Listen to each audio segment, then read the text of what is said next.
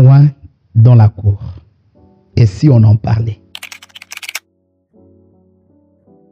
Un oin dans la cour est un livre que Dieu m'a inspiré, que j'ai écrit, ça fait tout autour de 5 ans.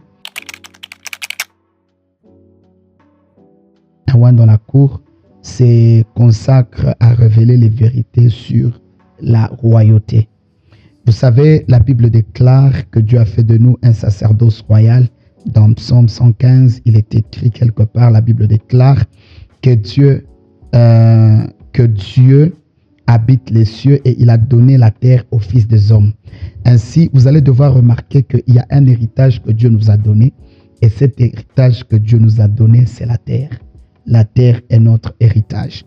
Lorsque Dieu a créé l'homme, le but primordial, le but primaire, le but principal pour lequel Dieu a créé l'homme, ce n'était pas d'abord pour danser, ce n'était pas d'abord pour chanter. C'est quelque chose que vous pouvez retrouver dans la Bible, dans Genèse chapitre 1er, le verset 26, 27, 28. La Bible déclare, Dieu dit, créons l'homme à notre image et notre ressemblance, afin qu'il domine. Vous verrez que déjà la pensée primaire de Dieu était que l'homme puisse dominer.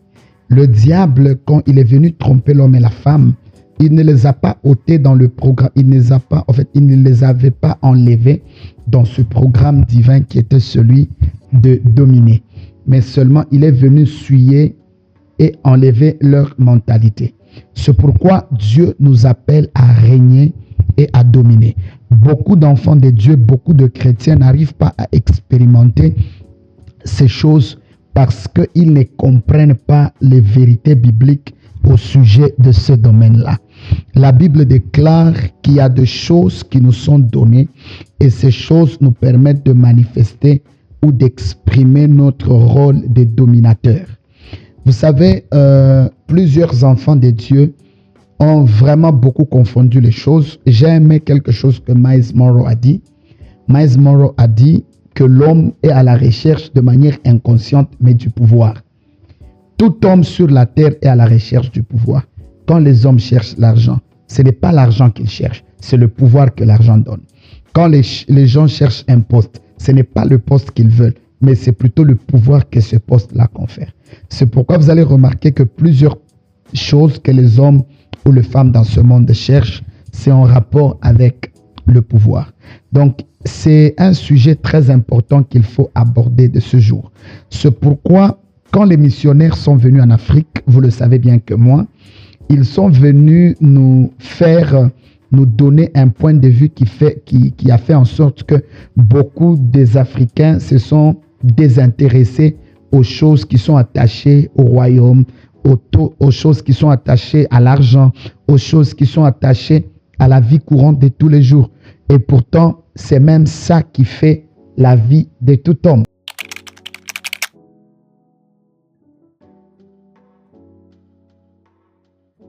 En tant qu'auteur du livre Un oin dans la cour, l'objectif que le Seigneur que je poursuis, le but poursuivi par ce livre, c'est d'amener chaque chrétien à manifester sa dimension royale. Parce que la Bible déclare qu'il a fait de nous des rois et des sacrificateurs. Et il est même dit dans la parole de Dieu qu'on parle de notre Dieu comme étant le roi des rois. En fait, s'il doit être notre roi, ça veut dire que nous sommes aussi des rois. C'est pourquoi ainsi on l'appelle le roi des rois. Vous allez devoir remarquer que le livre Un oin dans la cour dont il est question, c'est la cour royale, donc l'espace géographique, géopolitique, un endroit dans lequel Dieu nous établit afin que nous puissions manifester ce à quoi Dieu nous a appelés. Pas seulement à manifester, mais également à dominer.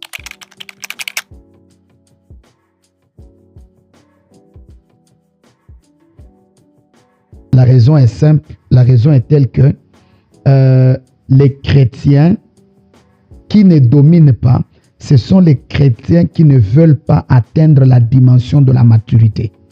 Parce que dans Ésaïe, il nous est dit, un enfant nous est né, un fils nous est donné. Et la Bible dit clairement que la domination reposera sur son épaule. Or, ici, quand on parle de l'enfant qui est né, on parle de celui qui vient au monde sans avoir atteint la maturité. Mais quand on parle d'un fils qui nous est donné, on parle de celui maintenant qui a atteint la maturité. C'est-à-dire, il a grandi dans le domaine de son appel. Il a grandi dans le domaine de sa vocation. Il a grandi dans le domaine de son talent. Il a grandi dans le domaine de ministère. Et quand une personne grandit, c'est à ce moment-là que Dieu donne la domination et que la domination peut maintenant venir sur ses épaules. Parce que la domination ne repose pas sur les épaules d'un enfant, mais la domination repose sur les épaules d'un fils. C'est pourquoi la Bible continue toujours dans cette optique en disant que lorsque l'héritier est encore enfant, il ne diffère en rien d'un esclave. Voyez-vous, c'est ainsi que vous verrez les princes qui marchent à pied, mais les serviteurs qui marchent sur le cheval. Pourquoi?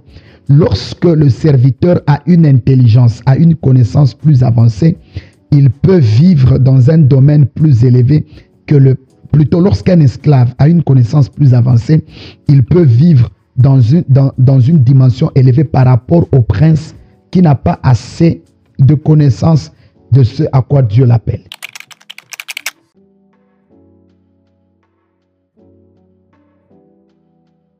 Dieu nous appelle à manifester la domination. Dieu nous appelle à dominer, à régner. C'est pourquoi la Bible dit: créons l'homme à notre image et notre ressemblance afin qu'il domine sur les oiseaux des cieux, de la terre ainsi que de la mer. Donc, dans toute sphère confondue, Dieu nous appelle à dominer, à imposer notre marque, à imposer l'empreinte de nos ministères, à imposer l'empreinte de notre talent.